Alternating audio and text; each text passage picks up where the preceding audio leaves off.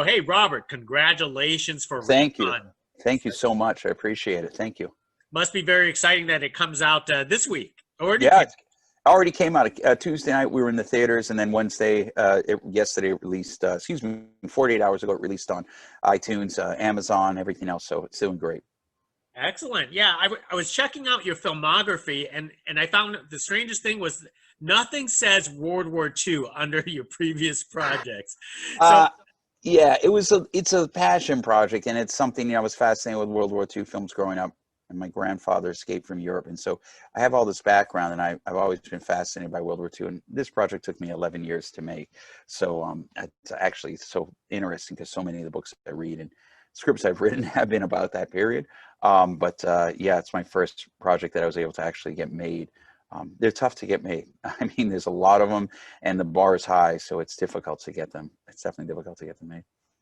so this was a book based off of Richard Bouch's book Peace. Is that Correct. the one? So Richard Bausch is an amazing writer. He wrote the book, and it is he's an American treasure. He's a tremendous author, and he wrote the book Peace, which was based on, as the movie is, a true event that happened to his father in World War II. Oh, I see. So how did you come across his book? I came across the book because I read about it in the New York Times, the Sunday Book Review.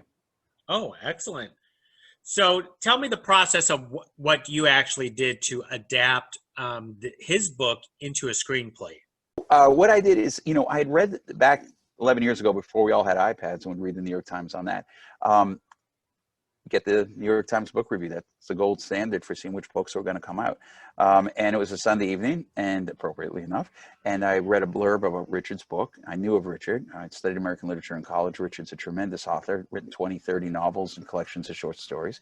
And as soon as I read the four sentences about four soldiers, a tale of morality, I knew I had to have it. So I optioned the book. And then I sat with it for a couple of weeks because I was so excited to adapt it. And I felt I really could just sort of, pardon the expression, vomit out the script. I didn't want to rush too much. So I sort of sat with it for a week or two.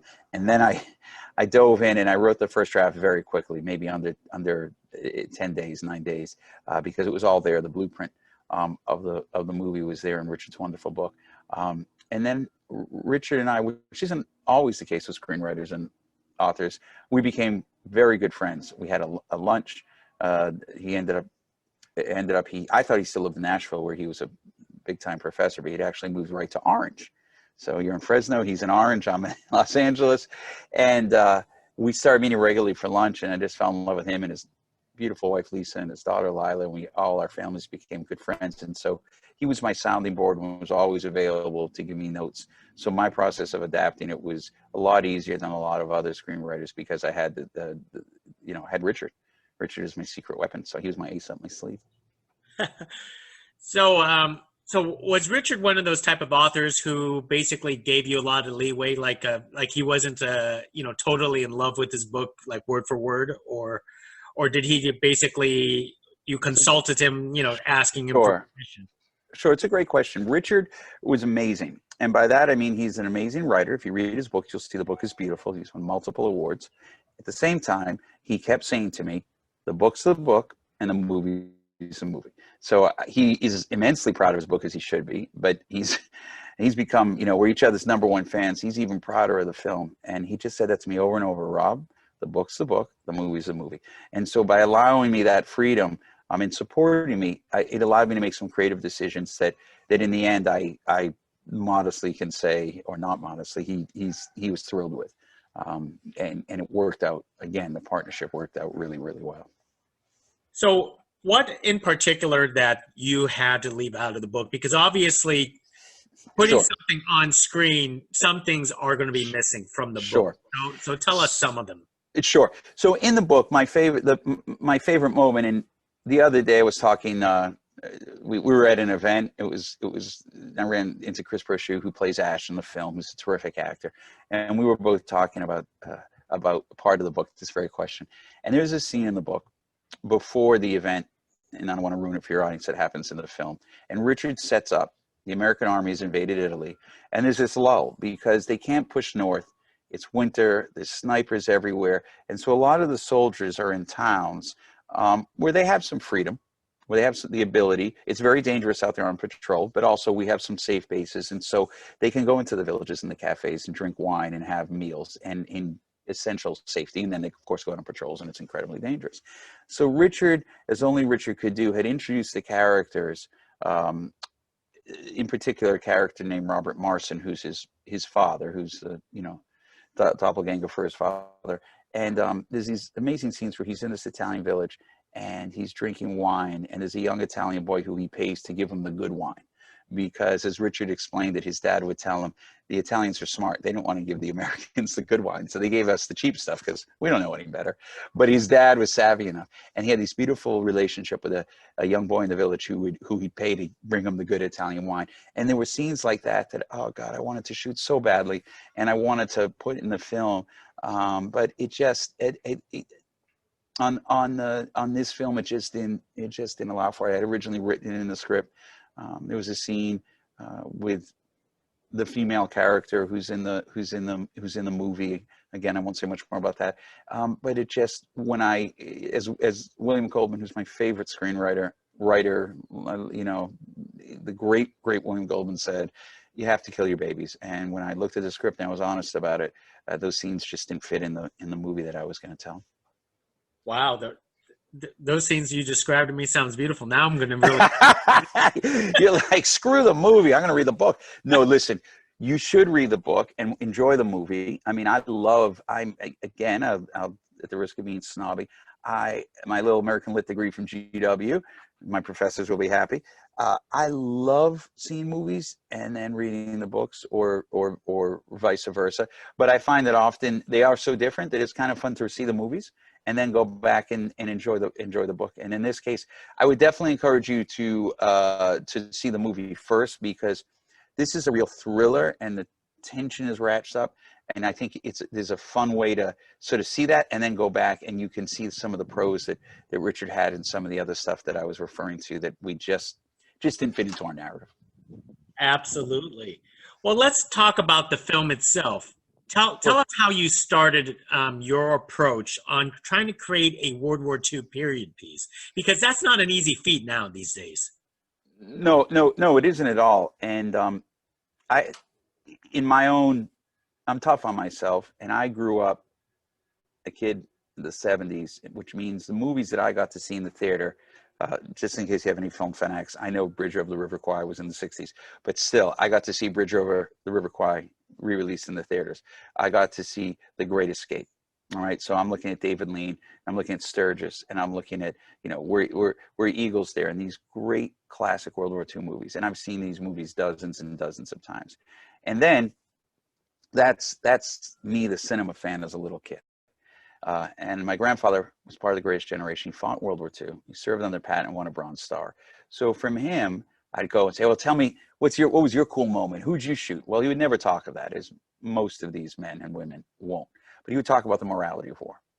And so I had without knowing it, I had that thematic sense of morality already in me, and in the story I wanted to tell. And then became obsessed literally every World War II movie ever since, So Saving Private Ryan, Thin Red Line, let's just, you all know the best. Went back and looked at all those films and said, well, how am I going to do my homage to these and do my version of them? I don't have $100 million. I don't have $200 million to do it. But you don't necessarily need that. I mean, the great filmmakers that I've studied and looked at, they tell beautiful films, and they didn't always have all that money to make their projects. And what I noticed uniformly about all those films, and this is where our director of photography, Ed Lucas, did such an incredible job when I went to him, was the scope of those films. They're wide and they're close, and they're wide and they're close, and they weren't afraid to. I don't want to get all crazy filmy on you, but as we went back and looked at these films together, those great films in the 60s and 70s, they'll stay on a 2-shot for 3-4 minutes. It's not boom, boom, boom, boom, boom, boom, boom. They're not afraid to set on a shot.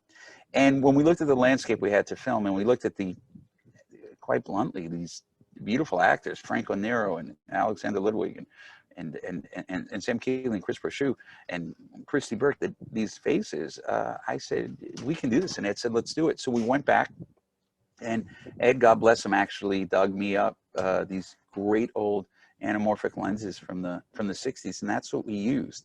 And so that gave me the scope. And this is gonna sound silly, but knowing that I had those, I know this is going to sound so pretentious, so please forgive me. Knowing that I had those vintage lenses on the camera, and knowing that when I would look at the dailies, I just somehow felt better. You know what I mean? I felt like, yeah, this is the right thing. This is I can do this. Sure, I can tell this story too. And I know that sounds absolutely obnoxiously pretentious, but I'm kind of a film geek that way. And so when he opened the boxes and these old beautiful anamorphic lenses, I would touch them, and I just loved it, man. And I felt like, okay, I can tell that story. You know, I'm not Spielberg, I'm not David Lean, but in my own way, I can tell my own World War II story and honor my grandfather and anyone else that, was part of, who's a veteran in any war for that matter, but specifically World War II. And I think that that's hopefully what we did.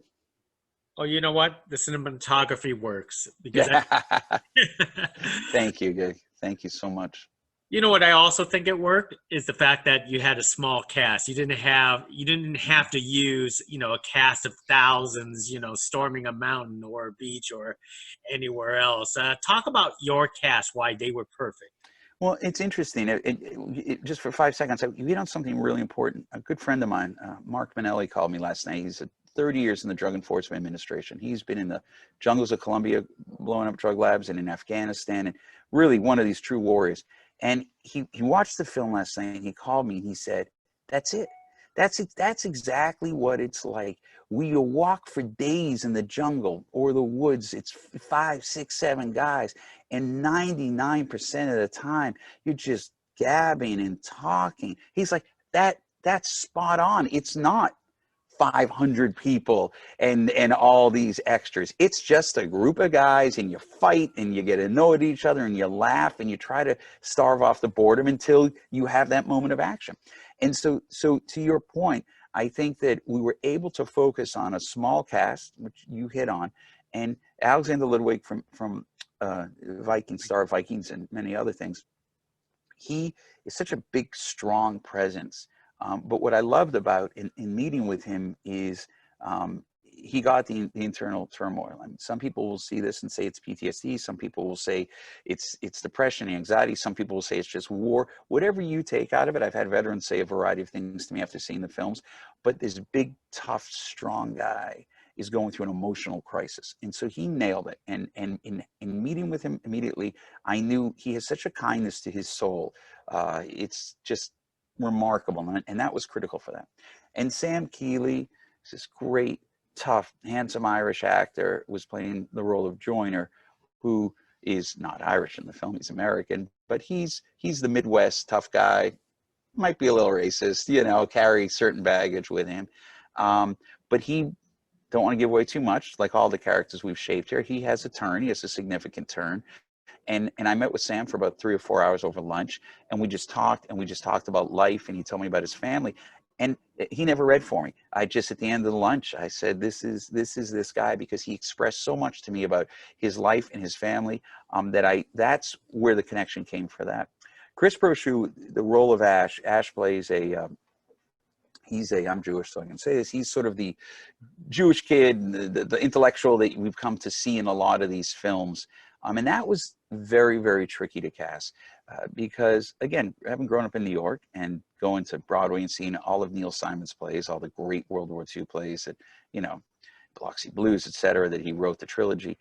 I'm not writing Neil Simon. I can't do that character better, but I wanted to do it different because that's the best. You've seen the best. I don't want to just try and do my version of Neil Simon because Neil Simon's the best at that, or Woody Allen. And so in thinking about it and reflecting and speaking to folks, I drew up a character, again, based on Richard's blueprint that I felt was a fresh take on it. I couldn't find an actor. I could not find an actor to play the part. Every actor we auditioned went right to Matthew Broderick. They did their version of Matthew Broderick, and I couldn't, again, it just wasn't working. So 2 days before we started filming, we found Chris. He put himself on tape. I flew back here to meet him for lunch, literally for the day. He was understandably a little apprehensive. Hey man, I don't know if I can get ready in a day and a half. I was like, yes, you can, Chris. Same thing. We met right over there, Blue Cafe Lux in Brentwood, talked for 2 hours. And I'm like, dude, you're the guy. I'll teach you to be Jewish, but just bring you. He had grown up the son. He was a bit of an army brat. And so he understood the military. He's an inquisitive, bright guy. And that's what I needed. I was less concerned with people who could come in and read this. I don't even know that any of them actually auditioned.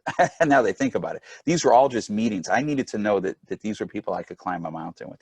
And then the great Franco Nero. Franco Nero, if you love film, the original Django, Camelot, he's been in 300 movies, worked with Olivier, you name it. To have Franco come in and play I just got, in fact, he's just calling me literally. That's what my phone is ringing. We've become like family. We speak every day. I love Franco. You don't give Franco Nero direction. Franco Nero gives me direction. He would show up in my room the night before. He'd tell me a story about Paul Newman or Natalie Wood. And then he'd say, tomorrow, you wait till you see what I do tomorrow. I'd say, great. I'm not telling him what to do, man. And he really is terrific in it. And he would tell me, he's telling me a story about Sidney Lumet and directing him, and I'm going to tell Franco Nero what to do. I just wind up Franco and watch. It's a lesson in acting. And then we were incredibly wonderful in some of the smaller roles that we were able to cast locally. Tyler Hines plays the sergeant, just terrific. Christy Burke, who's now the star of a big Netflix series, Haunting of Bly Manor, and RJ Featherstone. So we were lucky. We were good at our job, and also lucky in doing all that. So. You know what? Wonderful cast. And when you call Franco, tell him that I believe he was excellent. Yeah, I will be calling him back after this, and I will tell him that, and he'll say, thank you. Yes, you should interview him sometime. He's just got stories that are just so wonderful. That generation of actor, he's one of the last, Redford and him that can connect all those great directors and actors. John Huston discovered him, so he's one of the last that can connect all that. He's still working. He shoots 3 movies a year. He's incredible. So, what was it challenging to basically come up with like the weapons, the costumes, and did yes. you have to train the actors in anything? Yes, it was very challenging. Raffaella, who's our costume designer, just crushed it. She came to the meeting. You meet like anything else. You interview people, and she showed up at the meeting and she had hand drawn all the costumes. And I said, "You got it." Same thing. It was everything for me was about instinct. This is it. You put the time in to draw the costumes. Say, "Here's what I'm thinking." You got the gig. That's. And so she was incredible. She sourced the original.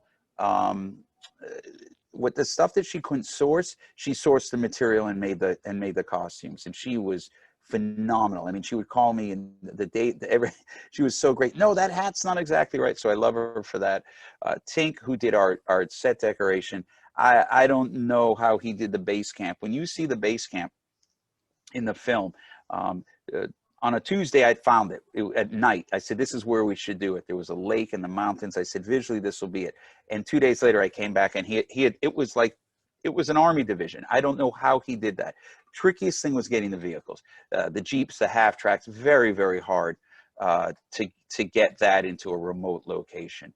If you're filming in Utah, where there's a lot of those old Army vehicles and tanks, fine, but very few and far between these days. Very, very, very hard to get those vehicles. Those were the hardest things. The guns are easy. There's tons of collectors, and the M1 rifle is a stock thing, and the 1911 handguns, they still make them, so versions of them. So those were easy, but yeah, the vehicles, very, very, very hard to get.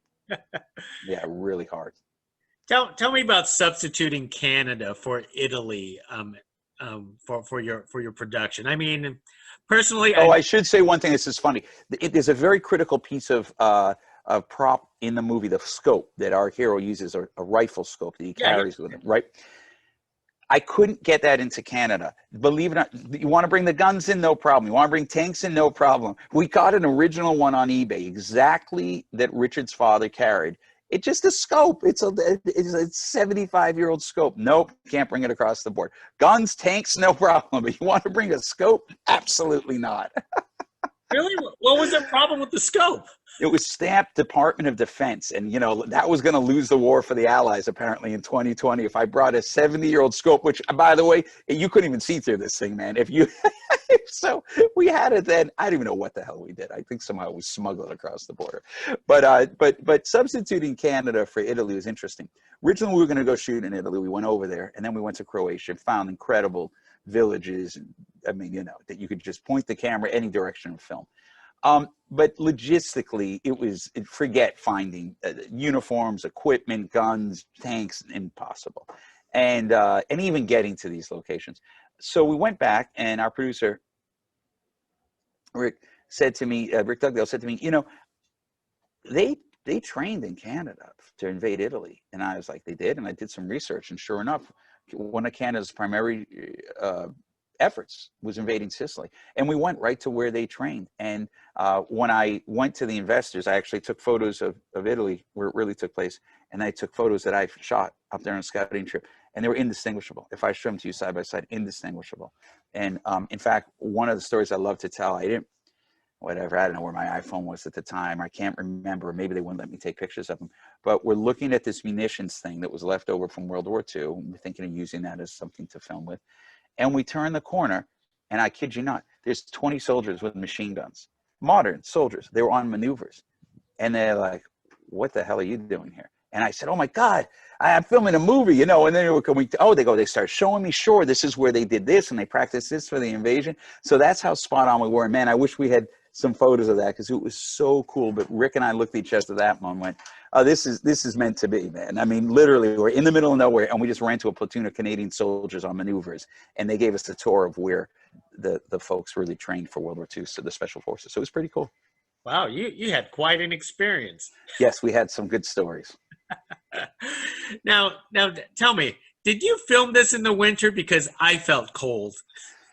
This is a question that when we, at the time, we were sending photos back, people were sending them to me.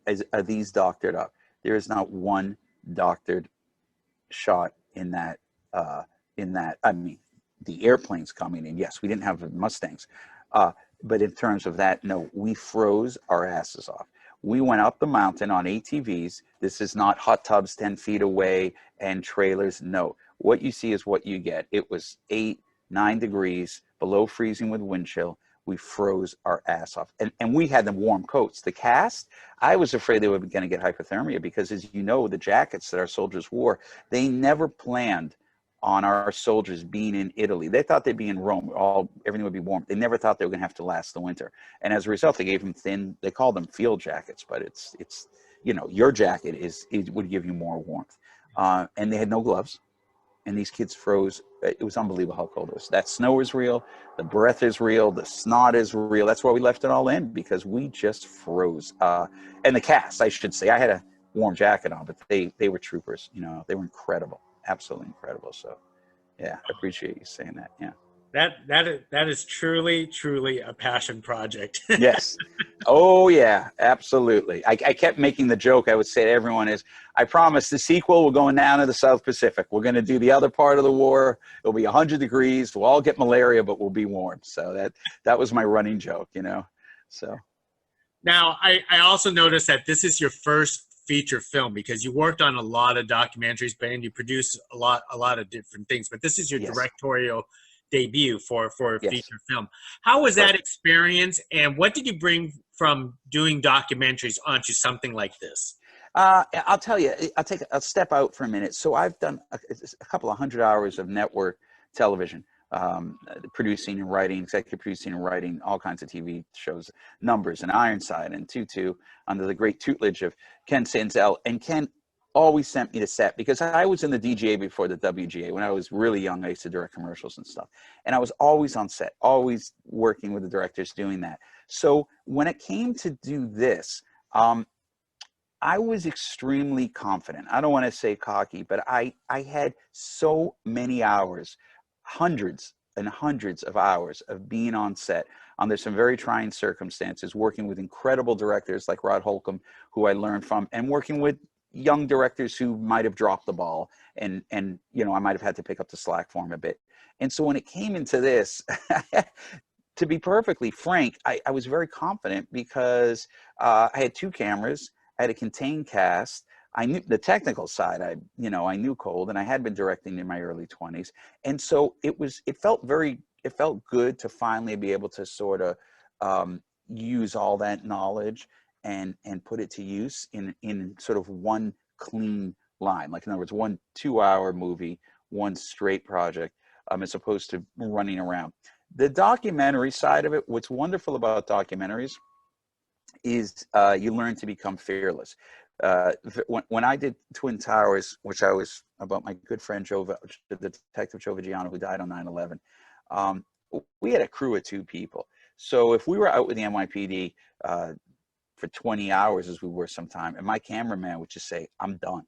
I'm burnt, dude. You got to take the camera. We might be in the middle of a SWAT raid."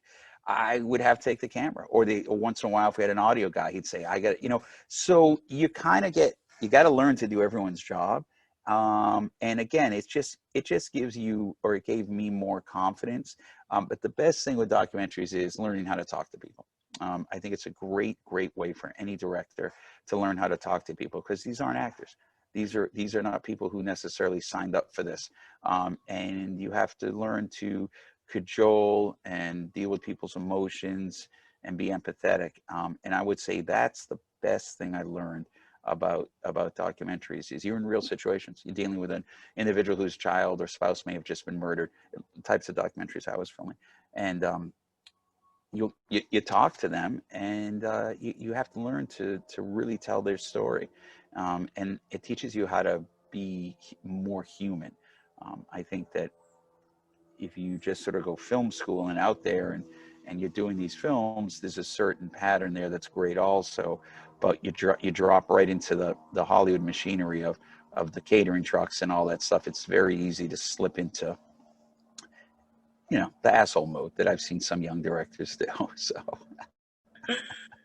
Well, it's very appreciated that your film came out coincidentally for Veterans Day, which is Yes. great. Did you get a lot of feedback from veterans so far? Yeah, early on, just to make sure I wasn't going to get my head taken off, I have some good friends who were veterans. I showed it to them, I screened it to them. They gave me their honest opinion, and it's been overwhelmingly positive. And I, in their words, the reason it's been overwhelmingly positive is because they feel it's an accurate portrayal of what they go through. This movie, again, to your point, was never supposed to be The Longest Day with a cast of thousands. This is supposed to be more or less the individual story, and that's what. I have friends who are Navy SEALs. The friend I showed it to was on the Bin Laden raid, and they all said the same thing. Right on, man. They're like, that. You captured it, and from them, that's the best compliment I could hope for. They're not the guys who are going to tell me about camera angles. They're the guys who are going to tell me, does it feel real? Yep. And they all love the jocularity. It's interesting to me. Someone made a comment to me about, oh, well, they would never joke around, they would never do this, and that person's never been out with a group of soldiers. I spent 10 years in the sheriff's department, and I'm not saying it's the same thing, but I spent a lot of hours out with the SWAT team and stuff, and let me tell you something, it's all gallows humor, and then it's go time, and then it's downtime, and then it's back up. So I feel that we portray that accurately. And Richard's approval, what kind of approval did he give you? Like I said, we're each other's #1 fans. He sends me emails every morning. I watched it again last night. It's the most beautiful film I've ever seen. I wish my book was as good as your film. And then I write him back, I wish my film was as good as your book. So our wives are sick of us talking to each other. So we just sit there and talk to each other. And they talk to each other because they love each other, the 2 Lisa's. And we just sit there and compliment each other. And then, eventually we just, get off to talking about Fitzgerald or one of our other favorite authors. But yeah, read the book. The book's beautiful. It really is. I will definitely pick it up. One more thought before I let you go, because I know I've taken a lot of your time. No, anything. It's my pleasure. Thank you for having me. It's right now, we're living in crazy times right now. Obviously, we're talking via Zoom. How are you staying sane and creative during times like this? All right. Can I tell you the truth? But please don't judge me for this. It's one very, very simple tool, and it's in my lap right now. It's this. So in my driveway, I have a little driveway. I have a net, and there's nothing better for me. I go out and just swing the club and hit some balls, and all the tension goes away. My my ultimate mentor, my mensch of all mentions, Maury Povich, he's a huge golf nut, says the same thing. You know, when the craziness hits, because I have 3 kids, I have 3 boys and a dog, and you know, small house here. I go in the driveway, and it releases the tension. Everyone has their thing. That's my meditation, and you know, I swear that is it for me. If my elbow goes out tomorrow, then you'll be doing this interview in an insane asylum, because that's where I'll be. That is terrific. You know what? Do whatever works, and Absolutely. don't forget to call Franco and let him know that I loved his part in the film. I promise I will, and it's so nice to talk with you. Thank you for taking the time and asking such great questions. Hey, not a problem. I Okay. can't wait to check out your next feature film when you do it. Yes, sir. I wish you well, my friend. Thank you very much. Bye now. Okay. Bye-bye now.